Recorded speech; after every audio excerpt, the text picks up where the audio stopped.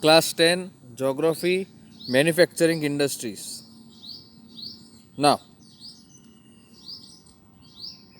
what is manufacturing? So, production of goods in large quantities after processing from raw material to more valuable products is called manufacturing. Production of goods in large quantities after processing from raw material to more valuable product is called manufacturing. When you put in the raw material as input and whatever is made out of it, the final good, that is manufacturing. Now, do you know that paper is manufactured from wood, sugar from sugarcane, iron and steel from iron ore, and aluminium from bauxite? Do you also know that some types of clothes are manufactured from yarn, which itself is an industrial product?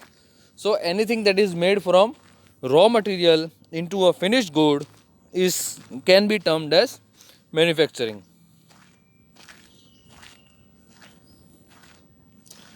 People employed in the secondary sector activities manufacture the primary material into finished goods.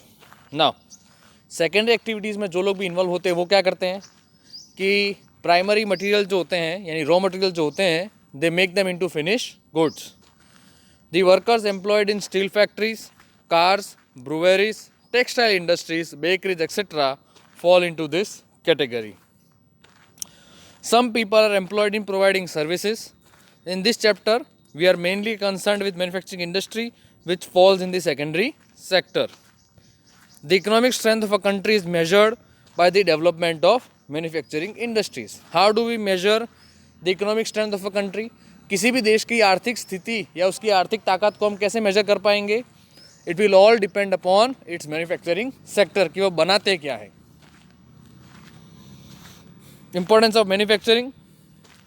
Manufacturing industries not only help in modernizing agriculture, which forms the backbone of our economy, they also reduce the heavy dependence of people on agricultural income by providing them jobs in secondary and tertiary sectors.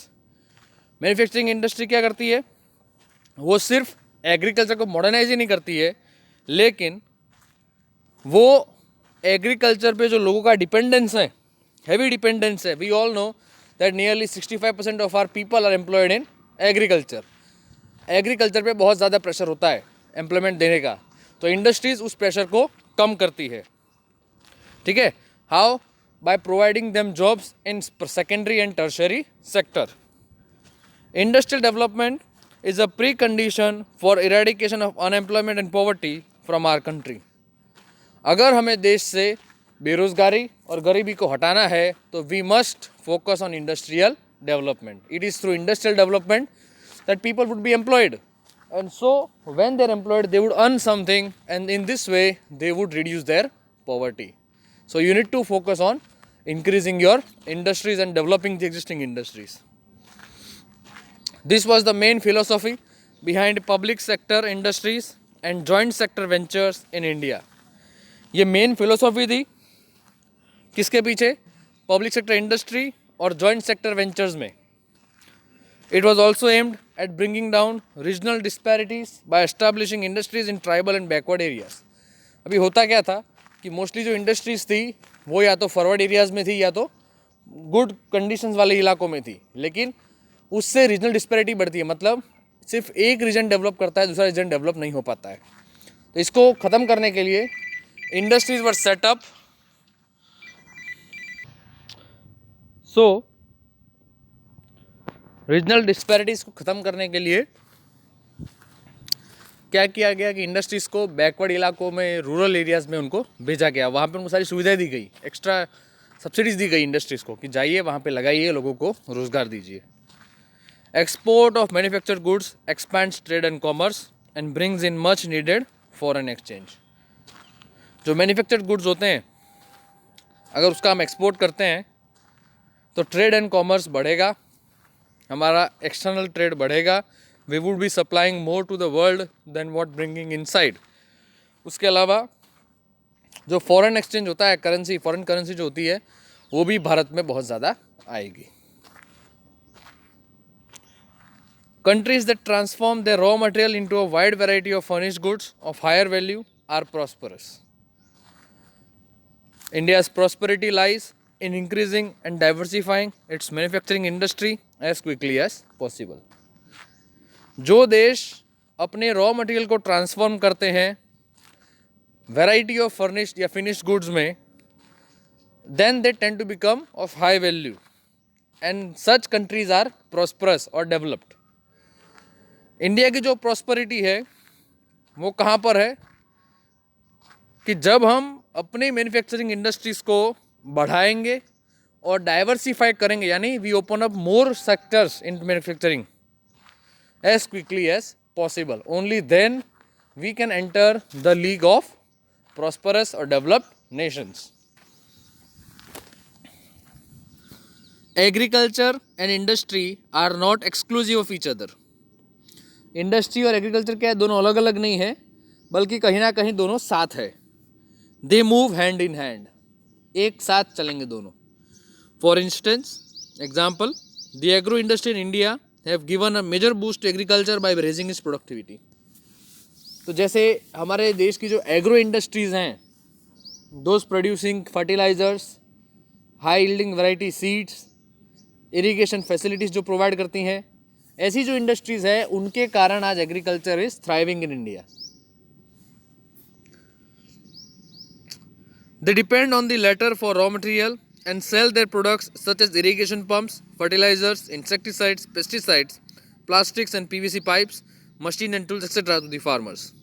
Now, raw material के लिए farmers किस पे dependent है? Industries पे. फिर वो चाहे irrigation pumps हो, फर्टिलाइजर्स हो, इंसेक्टिसाइड्स पेस्टिसाइड्स हो, पाइप्स हो चाहे प्लास्टिक की या पीवीसी की पाइप्स हो, मशीन्स हो, टूल्स हो, everything is provided to farmers by the industry. Thus, development and competitiveness of manufacturing industry has not only assisted agriculturalists in increasing the production but also made the process very efficient production. तो जैसे जैसे manufacturing industry develop होती है और competitiveness में आ जाती है, तो इससे सिर्फ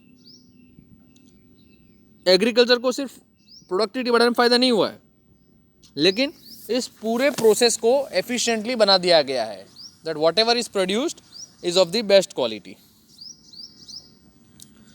इन the present day world of globalisation, our industry needs to be more efficient and competitive.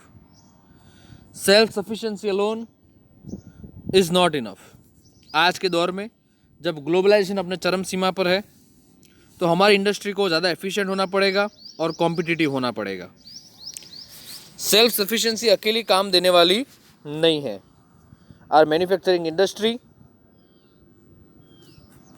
Our manufactured goods must be at par in quality with those in the international market. हम जो products बनाते हैं quality में कहीं compromise नहीं होना चाहिए.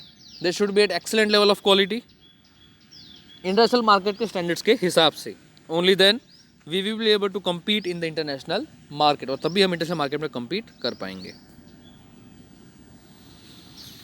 Contribution of industry to national economy. Over the last 2 decades, the share of manufacturing sector has stagnated at 17% of GDP out of a total of 27% for the industry, which includes 10% for mining, quarrying, electricity and gas. पिछले 2 दशक में, पिछले 20 सालों में manufacturing sector का जो share है वो सिर्फ 17% ऑफ GDP रहा है. 27% जो इंडस्ट्री है उसमें से मैन्युफैक्चरिंग का 17% है. बाकी 10% किसका है? तो माइनिंग वालों का है, क्वेरिंग वालों का, इलेक्ट्रिसिटी और गैस वालों का है. This is much lower in comparison to some East Asian economies where it is 25 to 35%. The trend of growth rate in manufacturing over the last decade has been around 7% per annum. The desired growth rate over the next decade is 12%. Since 2003, manufacturing is once again growing at the rate of 10 to 10% per annum. These figures may vary. This is old data. With appropriate policy interventions by the government and the renewed efforts by the industry to improve productivity, economists predict that manufacturing can achieve its target over the next decade. The National Manufacturing Competitiveness Council has been set up with this objective. Remember, NMCC का main काम क्या है कि कैसे industry अपनी productivity को बढ़ाए, ठीक है, और कैसे अगले 10 सालों के अंदर अंदर हम प्रोडक्शन को एक नई ऊंचाई पे ले जाए. ये एनएमसीसी का काम है. Industrial location. Now industrial locations are complex in nature, यानी परिस्थितियाँ कब कहाँ कैसी हो हमें पता रहता नहीं है. These are influenced by availability of raw material, labor, capital, power and market. It is rarely possible to find all these factors available at one place.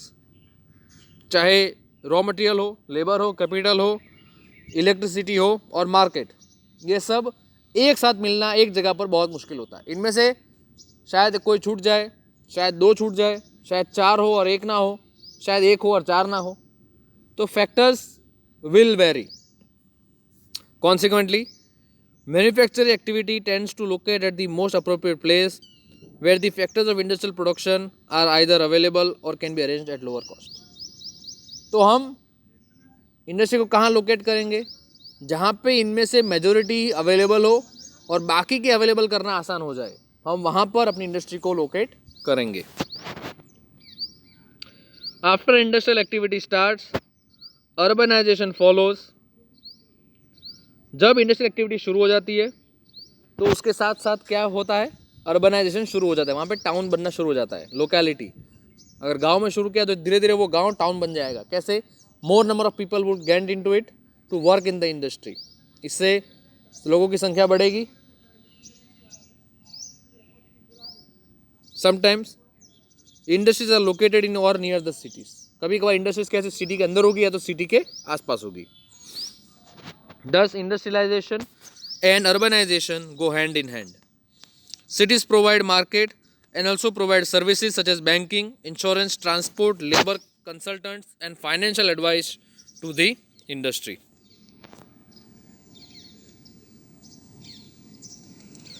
Many industries tend to come together to make use of the advantage offered by the urban centers known as agglomeration economies.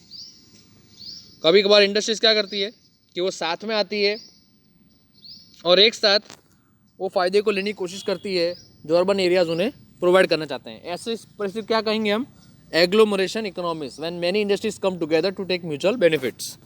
Gradually a large industrial agglomeration takes place. धीरे धीरे फिर क्या होता है? Many more industries join in और एक बड़ा agglomeration खड़ा होता है.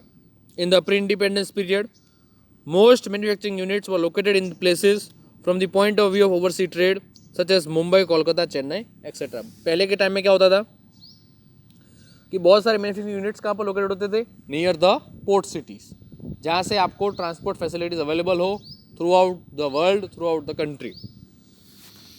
Consequently, there emerged certain pockets of industrially developed urban centers surrounded by a huge agriculture rural hinterland. फिर धीरे धीरे क्या होने लग गया कि ऐसे सेंटर्स डेवलप होते गए, इंडस्ट्रियल सेंटर डेवलप होते गए कि वहीं पे ऑलमोस्ट सारी इंडस्ट्री लोकेट होने लग गई. उनके आसपास रूरल हिंटरलैंड्स भी है, ऐसे इलाके जहाँ पहुँचना मुश्किल होता है लेकिन वहाँ से रॉ मटेरियल आसानी से उनको मिलता है ना. किसी भी कोई भी इंडस्ट्री अगर किसी जगह पर आती है तो उसके डेवलपमेंट होना निश्चित है. जैसे गांधीधाम, एक समय तक वो कुछ भी नहीं था लेकिन today it is thriving with industries. The entire area in Kutch. Now let us see the industrial market linkage. Let us look at the first one.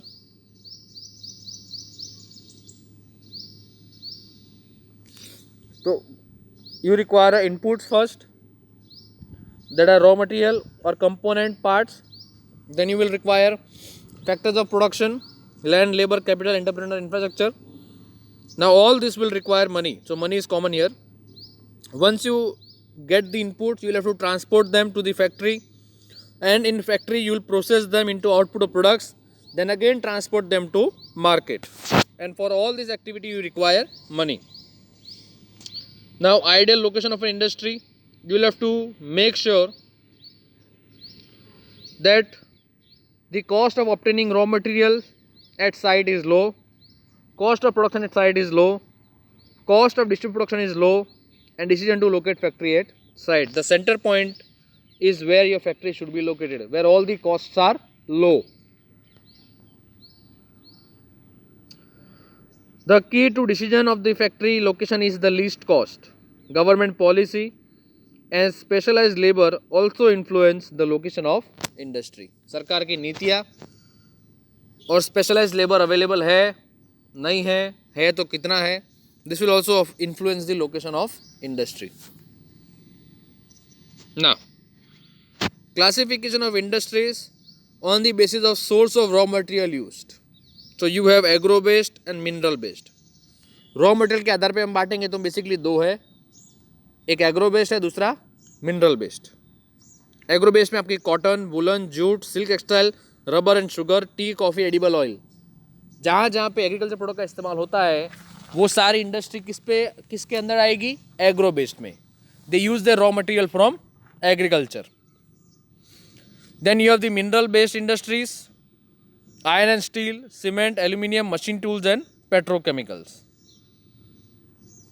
where you require you could say minerals.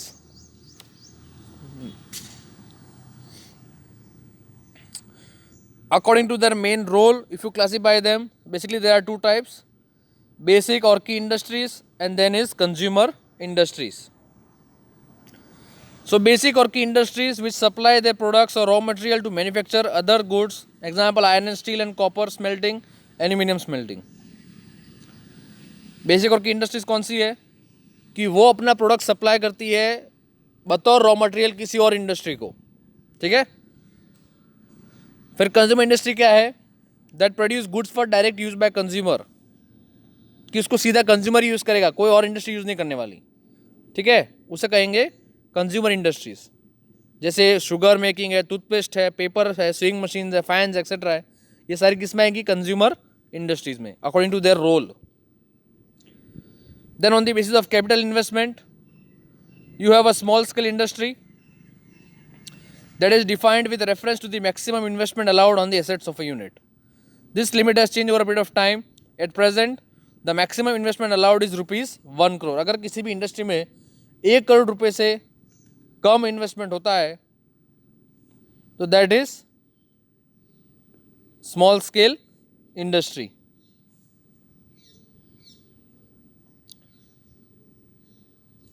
Then similarly you will have medium scale and large scale where the investment will go up. Then on the basis of ownership you have public sector, private sector, joint sector and cooperative sector. So public sector, they are owned and operated by government agencies such as BHEL, SAIL, etc. BHEL is Bharat Heavy Electronics Limited, SAIL is Steel Authority of India Limited. Now private sector industries owned and operated by individuals or a group of individuals such as TISCO, Bajaj, Dabur Industries, etc. Private sector क्या है कि these industries are owned and operated by individuals or private players. Then you have joint sector industries which are jointly run by the state and individuals or a group of individuals. इसको कौन चलाता है joint sector को? Government और private या तो फिर group of individuals. जैसे ऑयल इंडिया है तो it's a joint owned by public and private sector. Then you have cooperative sector industry which are owned and operated by the producers or suppliers of raw material, workers or both. They pool in the resource and share the profit or losses proportionately, such as the sugar industry in Maharashtra, the coy industry in Kerala.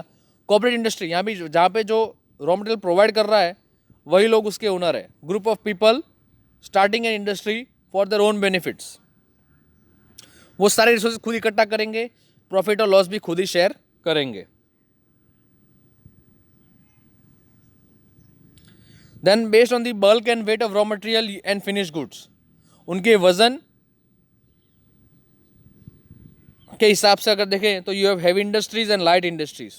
तो heavy में you have iron and steel, light में that use light raw material and produce light goods such as electrical industry. Electric industry किस में आएगी? Light goods में, light industry में. क्यों? They use comparatively light goods as electrical raw material. ठीक है. Heavy industry में आयरन स्टील क्यों? They use iron ore. All right. Part 1 ends here.